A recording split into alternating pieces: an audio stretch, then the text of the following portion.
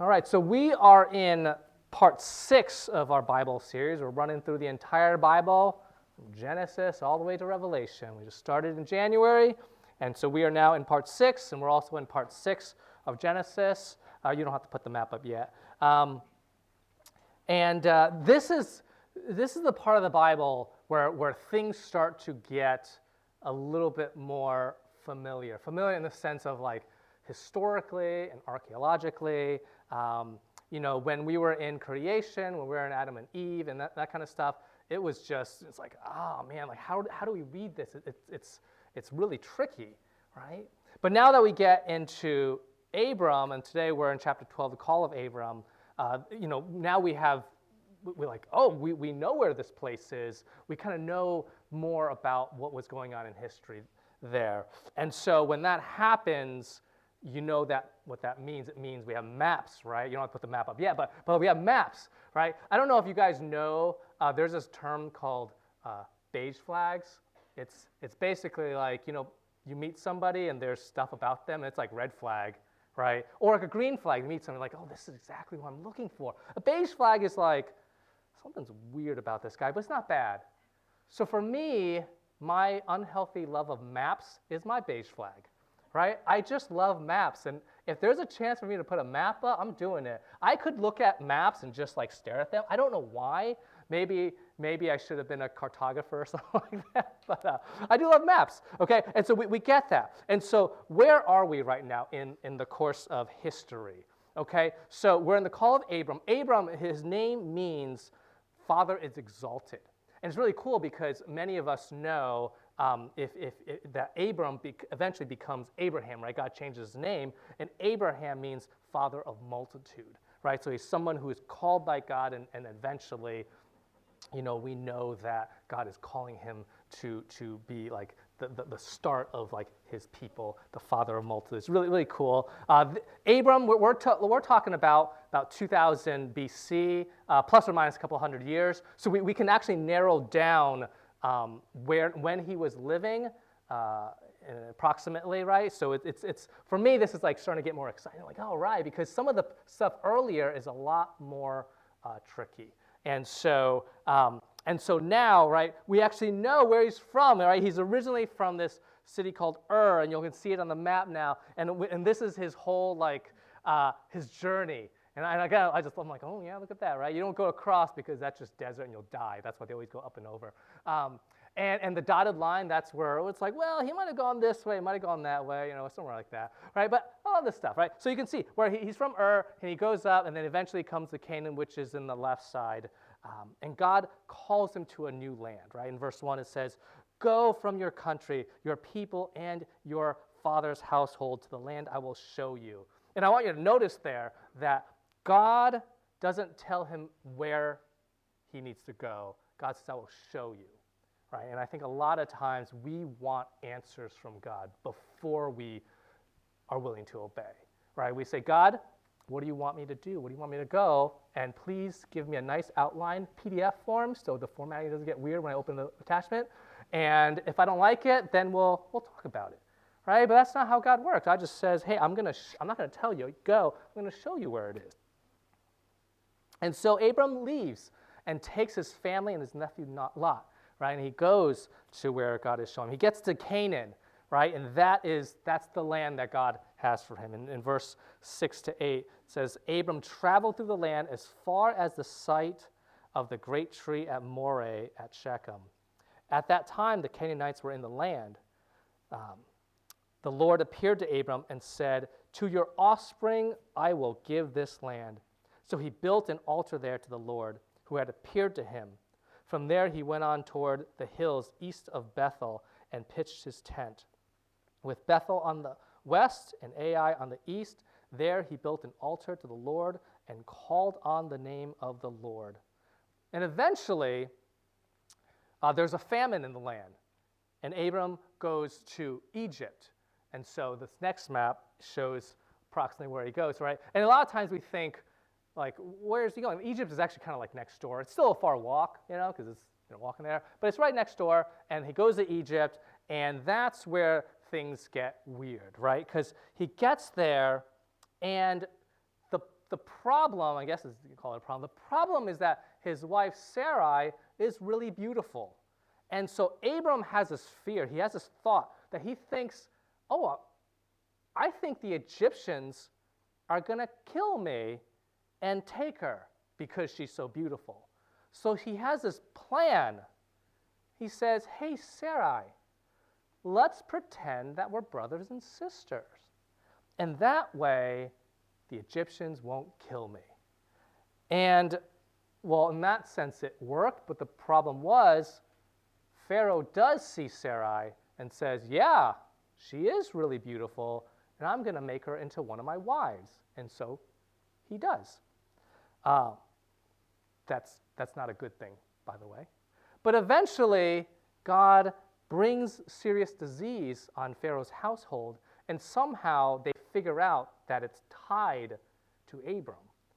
And he brings him in and says, basically, why did you do this? Like, what were you thinking, right? And he kicks Abram out of Egypt. And so Abram takes Sarai, his whole family, all their stuff, and they kind of go back to Canaan. So that is the general story of Genesis chapter 12.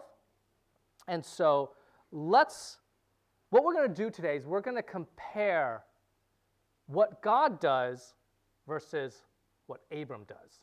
Okay, that's how we're going to look at this story and see what is the message for us. Okay, so what God does versus what Abram does.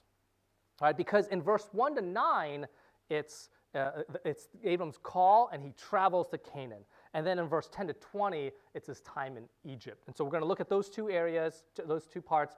What does God do? What does Abram do? Okay, so verses 1 to 9, the call and the travel to Canaan. So what does God do? Right? The first thing God does is God calls and shows the way. Right? In verse 1, it says, the Lord had said to Abram, go from your country, your people, and your father's household to the land I will show you. Right? God calls and shows the way. A lot of times people think, well, does God actually call me to do anything? And we kind of live in that uncertainty, and usually we then just kind of do whatever we want to do, right? But you got to know, God does call all of us. There's a general call, right? There's things that God calls all of us to, and then there's things that God's going to specifically call you to. And then God will show you. So our role is not to ask, oh, does that happen? Our role is to keep our eyes open, our ears open, our hearts open to kind of receive that and to hear that. The second thing that God does is God makes us great or not, right?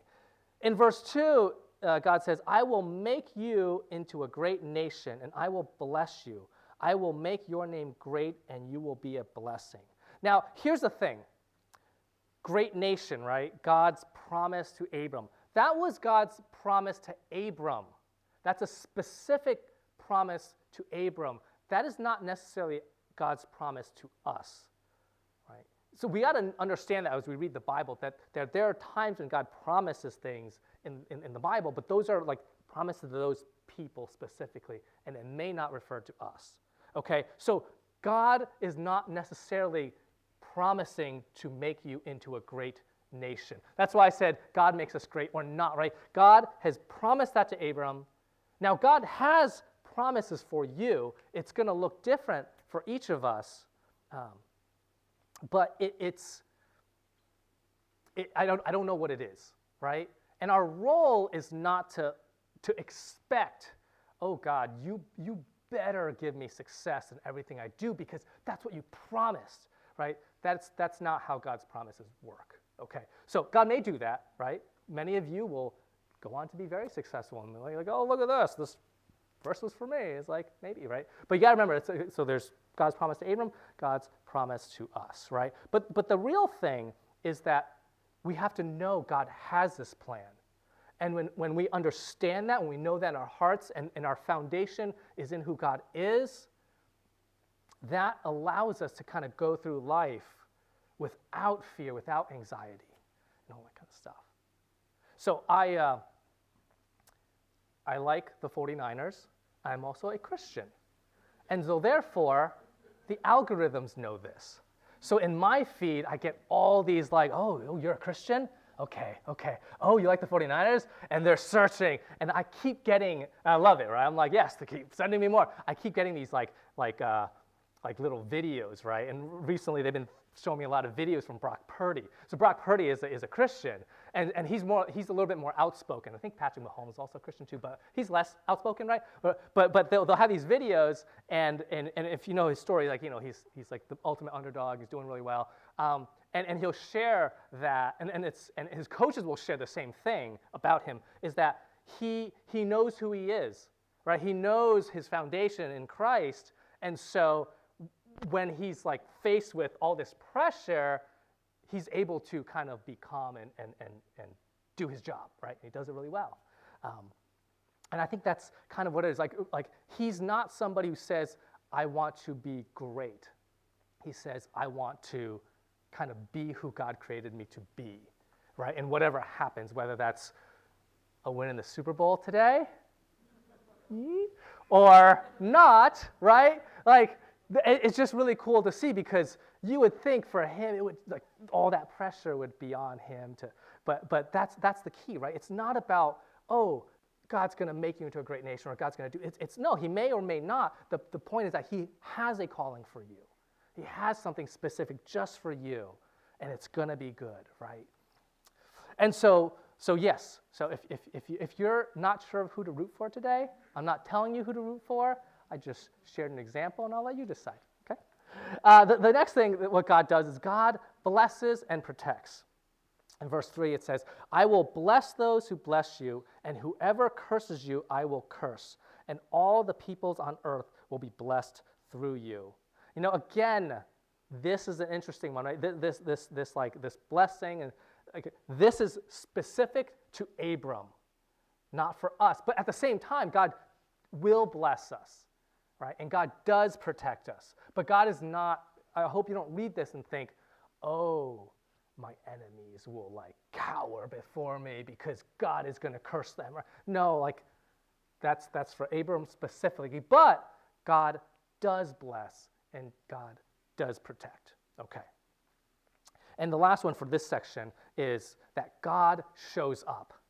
Right, in verse 7, part A, it says, the Lord appeared to Abram and said, to your offspring I will give this land.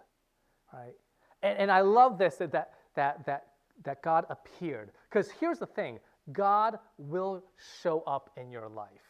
It's not an if. I think a lot of us think it's a maybe, like God shows up for like good Christians, but maybe not me. But no, God will show up. It is our role to keep our eyes, ears, and hearts open for that.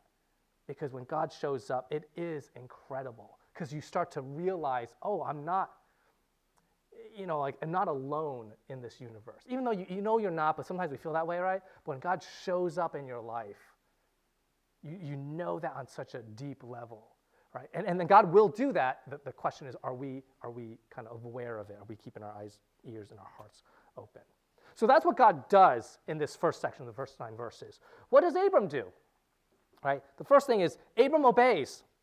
Verse 4, part A. So Abram went as the Lord had told him. I love that, right? It just says, so Abram went.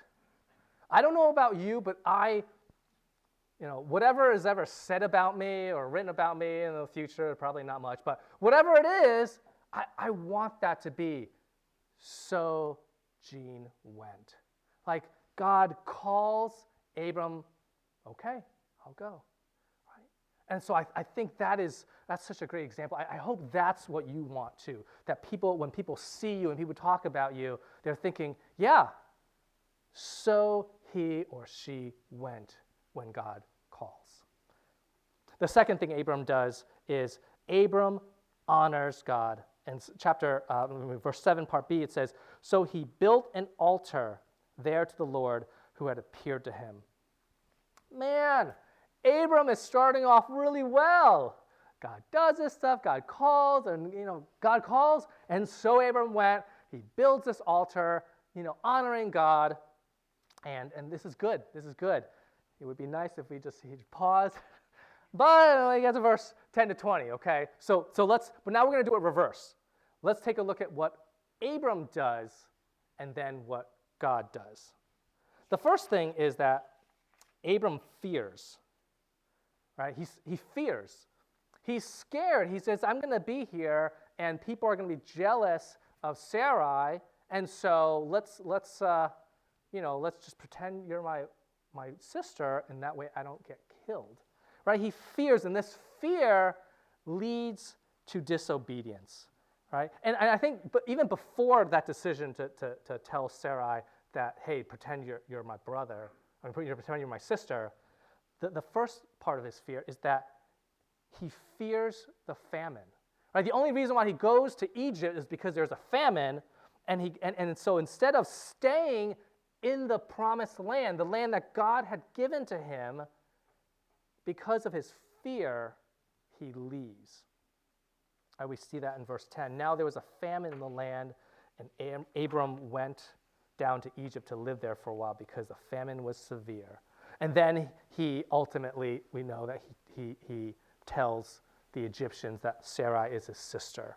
Right? They will say in verse 12 to 13, this is his wife. Then they will kill me. Say you are my sister, so that I will be treated well for your sake, and my life will be spared because of you. And I just think about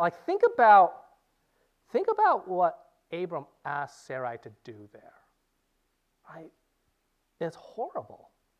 And it all came out of fear. And so I think that really is telling. Right? All of us are going to have fears in our life. Right? Whatever it may be, fear for yourself, or it could be fear for family, right? Like as we get older and we start having families, we want to protect them, and the fear of what may happen to them is actually like usually gets even bigger than fears for ourselves, and our fear can drive us to make terrible decisions. And so we have to look at Abram and say, wow, like what did he do? He just was, like called by God, and he responds such a great way, and now he fears. So I think if you're not fearful now, don't think like, oh yeah, I'm just not a fearful person. Like that stuff comes on you real quick. And if your life is full of fear now, we have to know like, oh, like living there drives us to terrible decisions. And so we got to deal with that. We got to bring that to God, right? Now, what does God do? The first thing is that God protects, right? In verse 17 to 20, I'll read parts of it, not all of it, right? It says, but the Lord inflicted serious disease on Pharaoh and his household. Now then, here is your wife. That's what Pharaoh says, right? Take her and go. Then Pharaoh gave orders about Abram to his men, and they sent him on his way, and with his wife and everything they had. Right? This is God's grace. Like, if you sit there and you think, Abram, you brought this upon yourself. Because of your fear, you left the land God gave you. Because of your fear, you let Pharaoh take Sarah as his wife, right? And yet when it's all said and done, Abram came out of that with everything he had. So he didn't lose anything. Obviously, there was major consequences, right? I would argue that I'm sure his marriage was damaged, there. But he didn't leave like poor. He had all this stuff. That was all God's grace.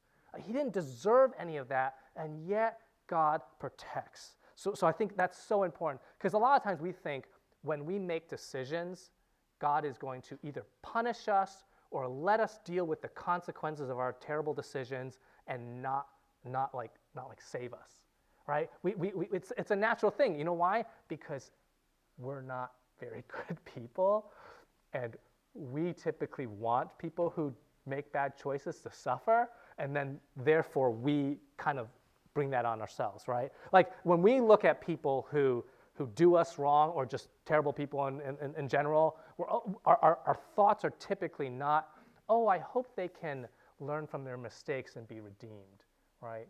Most of us, our natural, like, sinful tendency is, oh, I hope they get what's coming to them, right? I hope they get all the things that they deserve, right? And so therefore, when we are the ones who are making those decisions, we're thinking, oh, I bet God's that way too. I bet God's like, oh, I can't believe you did that, and now I'm gonna, spite him. But that's not what God protects. God is full of grace. And the second thing, what God does is God gives Abram a second chance. Right? In verse 20, part B, it says, they sent him on his way with his wife and everything he had. Right? He gets the second chance to go back to the promised land. Right? He didn't have to punish Abram. Right? The punishment is already just from the consequences of those decisions. God, it's one of those things where it seems obvious, but it's not always, and we certainly don't have in our hearts often. But God does not want to punish you for your mistakes. Right? That's like a human tendency. That's a lie from Satan. It's that God is vengeful and he wants to punish. That's not who God is. God does not want to punish you for your mistakes. Now, our mistakes may have consequences, and God may allow things to have consequences to ultimately drive us back to him, but God's purpose is not just to punish us for our mistakes. And so, what is the message for us today? I think it's this. I think the first one is, know your proper relationship with God. Right? This is so important because we always talk about, oh yeah, relationship with God, but like if you don't know what that is supposed to be like and what the proper form of it should be, it messes everything up, right? The proper relationship with God is this. Know that God does the heavy lifting and that our role is to obey and honor, right? God is the one that called Abram. Abram didn't apply to be like God's spokesman. Like it wasn't like he's on Indeed.com. He's like, oh, hey, here's a job, employer God. He's got a pretty good rating on Glassdoor. And it's like I'm the guy, God. Like I can do. No, God does the calling. God does the heavy lifting. God shows Abram where he's going to go, right? Our role is simply to obey, and our role is to then honor God. The second message for us today is just obey, right? Obedience is such a trigger word, right? And I think it's a trigger word regardless of your stage in life, right? If you're a teenager, oh man, it's like obey. You're like, oh, my parents want me to obey them. That's like the worst thing you could tell me. It's like I'm not listening to this anymore, right? Obedience. That's our sinful nature. Obedience is not easy. It's a triggering word, but I can't help it. Like that is so central to the Christian faith, right? Is our call to obey. But here's the thing. A lot of times when we think of obedience, we think of obedience to kind of like authoritarianism, whether from our parents or from authority figures. We think of obedience as somebody wants to have power over me, and that's why they want me to obey. And when I do that, I like give up. It's like I give up so much. I give up my autonomy, and I can't, and it's like it's bad for me, right? But that is not how God operates, right? God calls us to obey because he has a good plan for us. And if we understand that, then obedience is not a, hey, I want you to obey because I've lost all my dreams and goals are gone. No, it's like God's like, no, give me your dreams and goals, but I know what ultimately is best for you. I have a calling for you, right? So yes, the message for us is to obey, but it's that obedience is something that is good. It's going to bring joy. It's going to bring fulfillment, right? Because God knows you and God loves you. The third thing, the third message for us today is this: don't let fear control you, right? Fear really is at the root of every terrible thing. If you think about like any bad thing anybody has ever done and just ask why, all the way to the bottom, there's always a fear there, right? There's always a fear of, hey, if I don't do this, something else will happen, right? I mean, think about the most horrible thing, like somebody's going to like commit murder, right? At the heart of that murderer's decision is fear, because there's something they fear, that if they don't take this extreme action, something else is going to happen, right? Like, I don't like this person, I've got to kill them, because if I don't, what is it? They fear that person then, whether A is going to have influence over them, whatever. If you think about every like bad decision you've ever done, and if you really reflect on it, the root of it is going to be fear, okay? And we fear, like why? Okay, so that is the root, but why do we fear? We fear because we have forgotten our proper relationship with God, right? We've forgotten that, oh wait, God does the heavy lifting, and I don't need to do this because God is in control, Like I think I'll just use a simple example of, one day everybody, young people, you're going to have a career, right?